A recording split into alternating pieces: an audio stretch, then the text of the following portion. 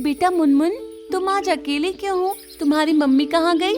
दीदी, मम्मी कुछ दिन के लिए बाहर गई है और मुझे बहुत भूख लगी है।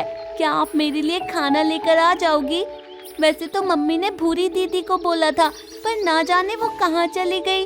कोई बात नहीं बेटा, मैं अभी तुम्हारे लिए खाना लेकर आती हूँ।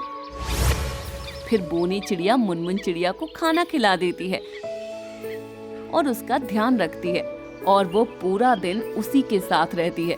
फिर एक बार बोनी और भूरी चिड़िया की लड़ाई हो गई और उसने गुस्से में आकर बोनी चिड़िया को घर से बाहर निकाल दिया और उससे कहती है, बोनी निकल जा तू मेरे घर से, मुफ्त का खाना खाती रहती है, कामचोर कहीं की।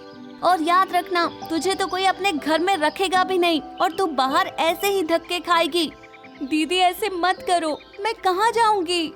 मुझे नहीं पता, पर अब तू मेरे घर में नहीं रह सकती। बोनी चिड़िया रोते हुए वहाँ से चली जाती है तो भूरी चिड़िया मन में सोचती है, अब मजा आएगा इसे, ये मेरे घर पर ज्यादा ही रौब जमाती थी, अब दर दर की ठोकर खाएगी तब अकल आएगी। बोनी चिड़िया बाहर जंगल में ऐसे घूमती रहती है और इधर उधर से फल खाकर अपना पेट भर लेती है। वो एक पेड़ की छाया में बैठी हुई थी और वहीं से तोते राजा जा रहे थे तो तोते राजा उसके पास आ गए।